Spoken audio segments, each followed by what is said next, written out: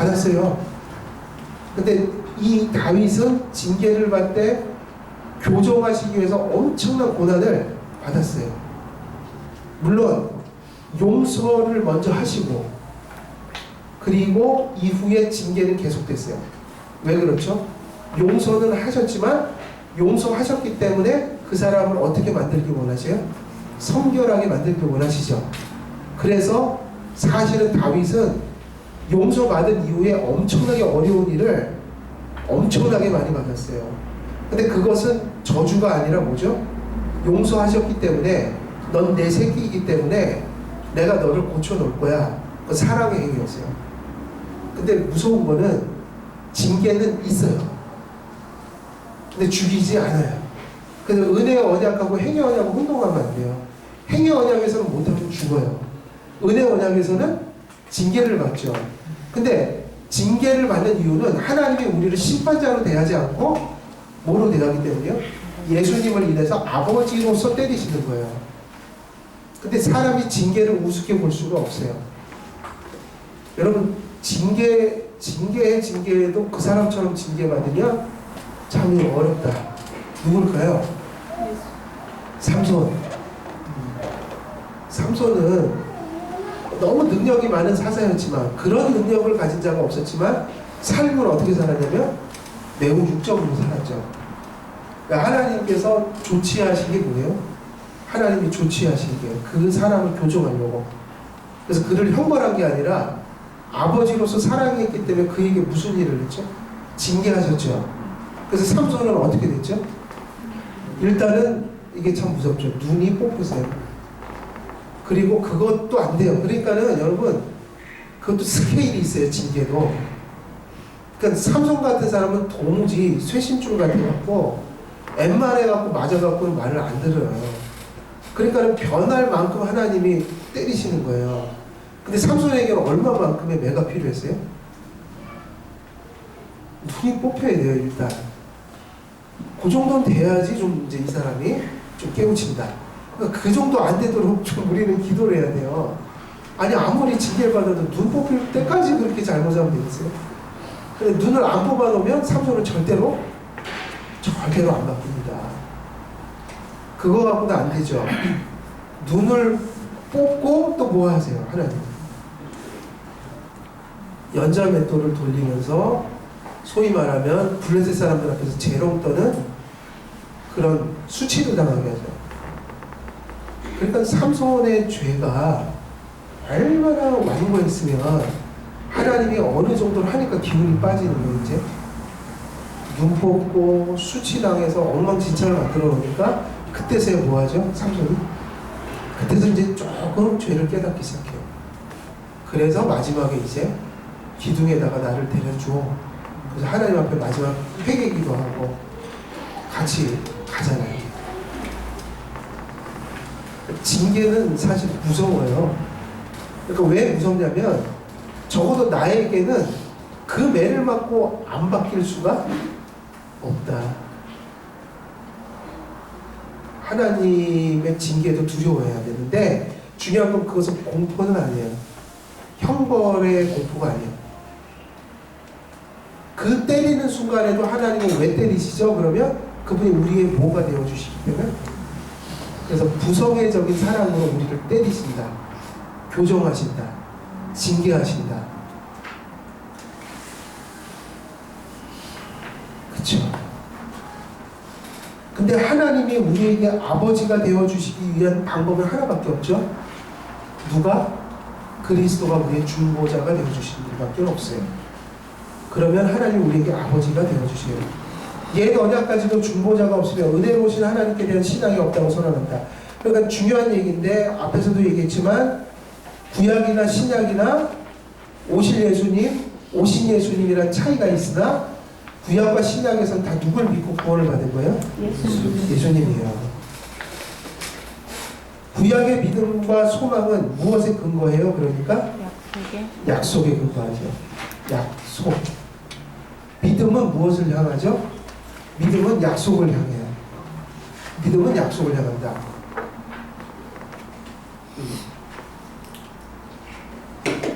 하나님께 대한 믿음은 곧 누구에 대한 믿음이죠? 왜냐하면 분명히 말씀하셨죠. 나로 말미암지 않고는 아버지께로 갈 자가 없다. 또 너희는 나를 하나님을 믿으니 누굴 믿으라? 나를 믿으라. 아들이 없는 자에게는 또한 누구도 없다. 이게 다 누구의 그 중보성을 의미하는 거죠? 예수 그리스도의 중보성. 그를 통하지 않고는 하나님께 나아갈 수가 없다. 그리고 거기 또 볼까요? 뚜껑무시 시작. 믿음은 원래 그리스도로부터 아버지께로 올라가는 것이지만 그리스도께서 말씀하신 뜻을 말한 것 같다. 곧 믿음은 하나님을 믿는 것이지만 그리스도께서 말씀하신 뜻을 말한 것 같다. 곧 믿음은 하나님을 믿는 것이지만 완전히 무릇 믿음을 가진 분이 중보자로서 사이에 있지 않으면 믿음은 점점 사라지며 중보가 없으면 하나님은 너무도 수험하고 높으시기 때문에 땅에서 기어다니는 무덤과 같은 죽을 인생으로서는 도저히 도달할 수 없다는 것이다. 와음 그랬는데 벌레죠. 벌레. 구더기라기보다는 원래는 이 얘기가 어디 나오죠? 지렁이 같은 야고바. 지렁이 같은. 거기서 지렁이는 원래 지렁이가 아니에요. 매우 연약한 곤충이에요. 그러니까 잘못 건드리면 툭 터지는 거 있잖아요. 애벌레 같은 거. 그렇게 연약하다는 표현이에요. 우리 이런 연약한 인간에게, 완악한 인간에게 누가 계시지 않으면, 중보자가 계시지 않으면 우리의 믿음은 점점 사라지고 우리를 중간에서 돕는 자가 필요하고, 그리고 하나님은 너무 숭고하고 높기 때문에 죄인된 자가 감히 그분 앞에 나설 수가 없는데 누구를 통해서만요? 그리스도의 의를 입고서야 그분 앞에 나갈 수 있다. 중보가 없이는 불가능하다. 그래서 중보자에 대한 신앙이 구약에서도 약속으로 주어졌고 신약에서는 그분이 어떻게 되셨죠? 오셨죠. 예표가 성취되었다. 그래서 구속과 율법의 관계를 보는 것이 되게 중요한데, 율법의 목적과 그리스도, 그러니까 사실은 율법은 구약의 특징이나 구약은 율법주의일까요? 그러니까 율법을 지켜서 구원받으라고 했을까요? 구약에는? 아니죠. 여기서 율법이라는 것은 언약으로 말하면 본질은 그리스도인데, 그리스도고 믿음이고 은혜인데 그거를 시행하는 방식이 신약과 다르다. 시행, 어드미니스트레이션. 이게 언약에서 나오는 용어들이에요. 에센스는 그리스도인데 어드미니스트레이션, 시행하는 방식 있죠. 동일한 것을, 본질을 드러내는 방식은 달랐다. 구약은 뭐가 셌다는 거예요? 율법 체계 속에서 누구를 보였다? 그리스도를. 근데 신약은, 구약은 예수님이 오시기 전이기 때문에 많은 의식들을 통해서 이렇게 보여줬지만 예수님이 오시니까 뭐가 싹 사라져요? 그런 의식들을 다 폐해버렸죠. 다시 말하면 신약은 복음이 드러난 거죠. 그러나 구약이나 신약이나 율법주의는 없어요. 그런 거는 예수님에 대한 믿음이지. 그래서 율법에는 뭐가 있죠? 약속이 포함되어 있었다. 아직 그리스도를 친숙하게 알지 못했기 때문에 하늘의 일에 관한 완전한 지식을 감당할 수 없는 약한 어린이들과 같아서 구약의 의식들을 통해 희미하게 예수님을 뭐했다? 예표했다. 그 다음에 율법은 죄인을 절망시킨다. 구약에서 율법을 강력하게 시행한 이유는 사실은 무엇을 깨닫게 하기 위한 걸까요? 인간이 절대로 율법을 스스로 지킬 수 없다. 인간을 절망시켜서 누구를 바라보게 하는 거죠? 그리스도. 그래서 앞에 부분은 예표고요. 그리스도를 구약의 의식을 통해서 보였다. 이건 예표고, 그리고 율법이 인간을 절망시켜서 그리스도를 바라보겠다는 것은 몽학선생 역할이에요.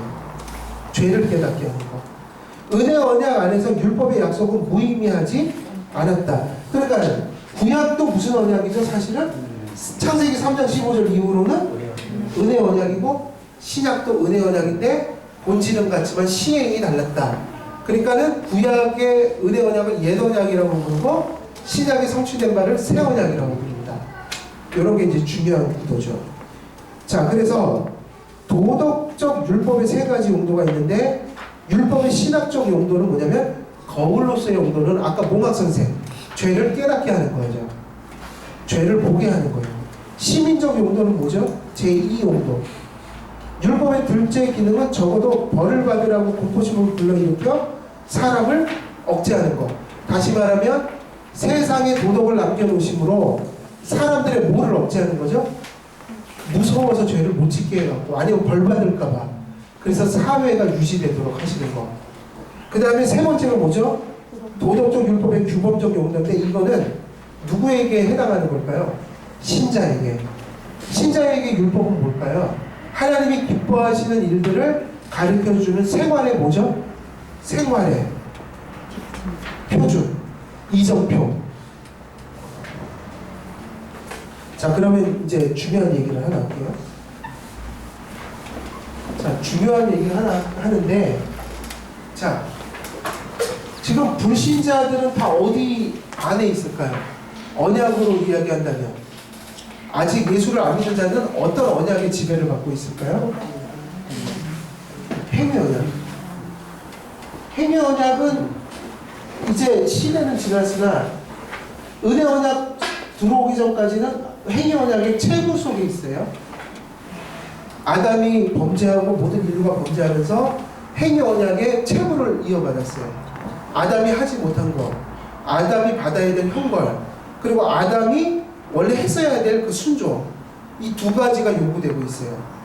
그러면 모든 아담 안에서 태어난 사람들은 무엇 속에 있는 거예요? 아직이요? 행위 언약 속에 채무 관계를 가지고 있다. 그걸 다 갚아야지 구원을 받아요.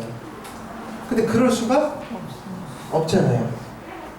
그러면 불신자는 율법으로 따지면 그들은 지금 당장 이걸 완벽하게 지켜야지 살아요. 그리고 그런 상태에 있지 못하기 때문에 이미 불신자들 속에 뭐가 있는 거죠? 그들의 머리 위에 하나님의 정죄와 진노가 머문다. 이미 죽어 있단 말이에요.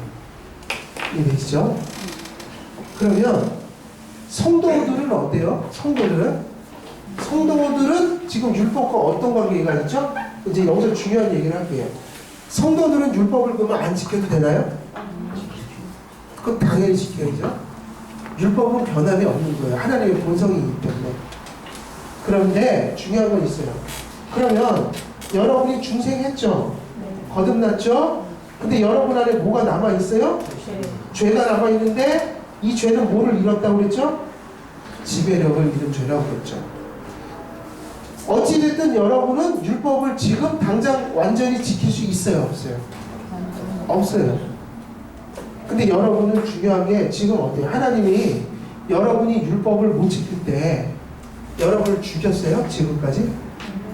죽여요? 안 죽여요? 그러니까 지금 여기 계시잖아요. 은혜 언약 속에서는 율법이 그래서 불신자와 다르게 적용돼요. 그러니까 불신자들, 예수 없는 자에게는 순간순간이 율법의 뭐를 받는 순간이에요? 정죄와 진노를 느끼는 순간이에요. 근데 여러분들은 지금 불순종도 하지만 여러분은 어떻게 계속 율법을 못 지키는데도 지켜나가라고 요구하고 계시고, 또 여러분들은 어떤 근거에 의해서 계속해서 율법을 지키려고 노력을 할 수 있는 것일까요? 불신자들에게는 그게 의미가 없어요. 이미 정죄되고 진노 아래 있기 때문에. 그리고 율법을 지킬 수 있는 힘도 없어요. 그럼 여러분에게는 뭐가 다른 거죠? 여러분에게. 일단은 죄는 죄인데 이게 지배력을 잃었다는 얘기를 했죠. 그러니까 일단 여러분들은 지키는 것도 있으면서 또 못 지키는 것도 있어요. 근데 지키는 것도 있고 못 지키는 것도 있지만 그거는 사실은 엄밀히 말하면 율법이 본성대로 요구하는 것이라면 그건 의미가 있나요? 없나요? 지킬 때도 있고 못 지킬 때도 있다는 그 말 자체가 사실은 지키는 거예요? 못 지키는 거예요? 원래대로 하면 못 지키고 계신 거예요. 그러니까 여러분에게도 뭐가 임해야지 마땅하죠? 정죄와 진노가. 근데 여러분은 중요한 게 누구 안에 있어요? 그리스도 안에 있고 은혜 언약 안에 있죠? 이것 때문에 달라지는 거예요. 불신자들에게는 하나님이 이 제3용도를 주지 않아요. 요구는 하지만 의미가 없어요. 불신자들에게는. 그럼 여러분은 왜 계속해서 율법을 계속 추구하면서 갈 수 있는 것인가? 첫째, 여러분은 그리스도와 은혜 언약 안에 있으므로 끊임없이 예수 그리스도 안에서 뭘 받죠? 칭의를 받았죠. 칭의의 의미는 뭐죠? 용서됨을 의미해요. 용납됨을 의미하고. 여러분은 누구의 의 때문에? 그리스도의 의 때문에 끊임없이 뭘 받고 가고 있어요? 용서를 받고 있는 거예요. 그러니까 용서를 받으니까 정죄돼요, 안 돼요? 그 성경에 보니까 그리스도 예수 안에 있는 자에게는 결코 정죄함이 없다. 그건 칭의의 컨텍스트예요. 칭의. 정죄함이 없다. 그 얘기는 무슨 얘기냐? 여러분은 계속해서 뭘 받아요? 용서를 받으면서 가는 거예요. 그러면서 때로는 지켜요. 때로는 지켰다는 게 완전한 순종일까요? 불완전한 순종일까요? 불완전한 순종인데 누구의 피가 그 불완전한 걸 씻는다고요? 그래서 하나님은 행하는 건 받아주시고 못한 거는 어떻게 해요? 끊임없이 용서해 가고 있는 거예요. 그러니까 여러분은 계속 갈 수 있어요? 없어요? 있어요. 성령을 받았잖아요. 중생했잖아요. 지배력을 잃었잖아요. 죄는.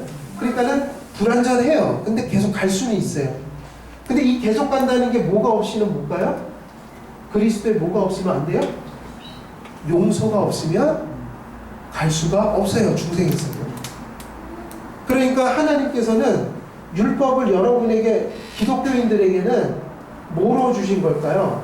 지금 완벽하게 지키는 상황으로 주신 게 아니라 율법을 계속해서 용서받으면서 그럼에도 불구하고 계속해서 하루하루 주님께 가까이 다가오는 개념으로, 그러나 이것을 지금 당장 완벽하게 지키라는 것이 아니라 어떻게 해요? 뭐로 주셨다고요?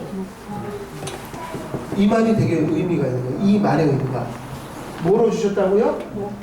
목표로 주셨다는 거예요. 이게 칼빈의 율법관이에요. 성도들을 향한. 성도들은 율법을 언제 이제 완전히 성취할 수 있어요? 영화될 때, 부활했을 때. 근데 그 전까지는 계속 불완전해요. 그러니까는 율법을 하나님이 당장 다 지켜, 이게 아니라 죽을 때까지 따라와라. 너희들이 삶의 표지니까 그 목표를 향해 가라. 그러니까 우리에게는 뭐로 주어졌기 때문에 여유가 있는 거예요, 지금? 목표기 때문에. 언제까지? 유예기간이. 목표의 이름은 죽을 때까지. 그러면 이 과정을 어떻게 계속할 수 있냐고 물으면 우리가 뭘 받기 때문에? 용서를 받기 때문에 넘어져도 또 갈 수 있는 거예요. 회개하고 갈 수 있는 거예요. 그래서 우리의 삶은 세 가지 중에 하나예요. 죄를 이기든지, 죄와 싸우고 있든지, 그리고 때로는 넘어질 수는 있는데 넘어질 때 뭐 해야 될까요? 성화의 회개를 하시면 돼요. 이게 여러분 안에 있는 죄가 지배력을 잃었다는 증거예요. 이전처럼 죄가 우리를 지배할 수 없다. 그런데 그렇게 해서 우리가 선을 행한다 해도 그 선을 완전할 수가 없다. 그러니까 뭐가 필요한 거죠, 우리에게? 끊임없는 그리스도의 용서가 필요해요.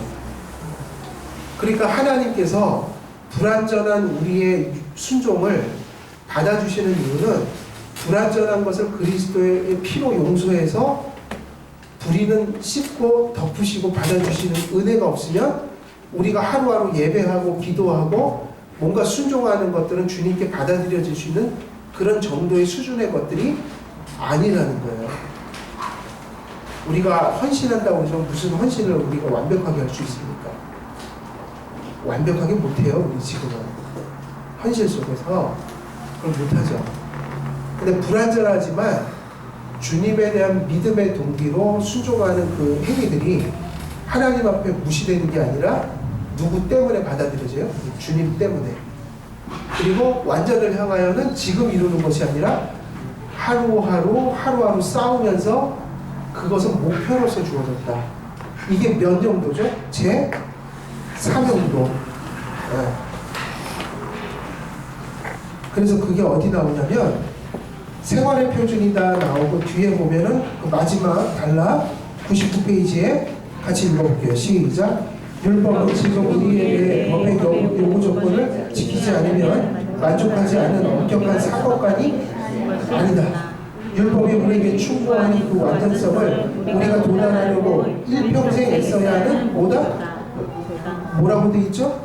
목표다.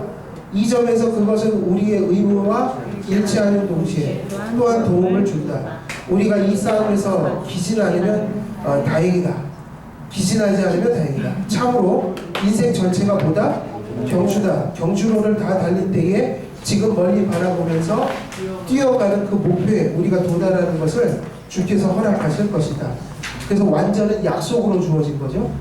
지금은 없어요. 완전히. 신자에게 율법은 어느 정도 폐지된다. 그러면 폐지된 것과 폐지되지 않은 것은 뭐예요? 이게 왜 중요하냐면 그리스도의 의로 우리가 구원을 받는 것이지 율법의 행위로 받지 않기 때문에 율법을 구약을 해석할 때 잘 해석해야 되거든요. 잘못하면 율법주의로 해석할 수 있거든요. 근데 구약에도 그렇게 준 게 아니라는 거예요. 그러면 율법에서 폐기된 건 뭐고 남은 건 뭘까? 그러면 일단은 뭐가 폐기됐죠? 폐기된 건 뭐예요? 의식법. 왜냐하면 의식법의 역할은 주님이 오실 분을 예표하는 거였는데 오셔버렸잖아요. 그럼 과거에 예표하던 것들은 의미가 이제 더 이상 없죠. 그림자를 붙을 필요가 없잖아요. 예수님을 붙들면 되지. 그러니까 의식법이 폐기되었죠. 그리고 또 한 가지는 율법을 완전히 지켜야 구원받을 수 있다는 행위 언약의 요구로부터 우리는 자유롭게 됐어요. 왜냐하면 이제는 누가 함께 하시기 때문에 그리스도의 은총이 있기 때문에 율법의 행위를 그 요구들을 우리가 이렇게 짐으로써 받을 이유가 없어진다. 네. 의식적 율법이 폐기되었고 그리고 도덕적 율법은 변함없이 존중되어야 하지만 더 이상 우리를 뭐하지 않는다는 거죠? 정죄하지 않는다. 그런 율법의 정죄가 폐지되었다. 그런 부분이 바뀌어진 거예요. 그 다음에 6-3강을 보면 그리스도의 율법하에 유대인들에게도 알려졌지만 오직 복음 안에서 상세하고 분명하게 계시렸다. 그래서 이제 그거는 계속 반복되는 것이라서 쭉 넘어가시고 신구약의 통일성과 신구약의 차이점이 있는데 이 얘기는 이런 얘기예요. 신약과 구약의 차이는 본질의 차이가 아니라 정도의 차이예요. 정도의 차이. 그리고 시행의 차이. 그러나 본질은 같죠. 그 얘기를 하는 거예요. 그러니까 성경의 통일성은 뭐가 돼야 되겠어요? 그리스도와 믿음과 은혜와 이런 은혜 언약의 본질들이 역시 구약과 신약의 통일성이다. 차이는 정도의 차이였지 본질의 차이가 아니다. 그래서 이제 율법 얘기를 하고 나서 그러니까 율법으로 구원받는 것이 아니다. 그러니까 이제 누구 얘기를 이제 시작해요? 그리스도에 대한 이야기를 시작하죠. 자, 여기서 잠깐 쉴까요? 쉬고 원래 2시까지인데 우리가 여기까지만 끝내도 기적인 것 같아요. 어디까지 끝내냐면 예수 그리스도까지 끝내죠. 기독론까지. 왜냐하면 지난번에 언약과 구원을 할 때 구원론을 얘기를 많이 했잖아요. 그러니까 기독론을 조금 더 얘기하고 그리고 이제 뒤에 부분은 이제 칭의와 성화가 나오고 그리고 교회론이 많이 배정이 돼 있어요. 지금 교회론이 사실 교회론 되게 중요한데 그래서 이 부분은 이제 나중에 또 뵈면 혹시 그때를 기약하시고 일단 기독교 강요 지금 여기까지 한 것도 지금 그 원래 원본을 보게 되면 엄청난 양을 하신 거예요. 지금 몇 권까지 간 거냐면 거의 그 생명의 말씀사 거로 하면은 3권 중에 두꺼운 책 그 2권 중반을 넘어선 거예요. 그러니까 이제 여기까지 끝내면 1권 반을 끝내고 1권 반이 남은 거죠. 그리고 교회론을 빼면은 사실은 거의 다 마친 거고 이 중본까지는. 근데 이제 약간 기적이에요. 여기까지 온 거는. 그래서 오늘은 거기까지 목표를 하고 해야겠네요. 요 기독론까지 구속까지 하는데 그러면 또 10분 쉬고 3시에 마치죠. 3시에.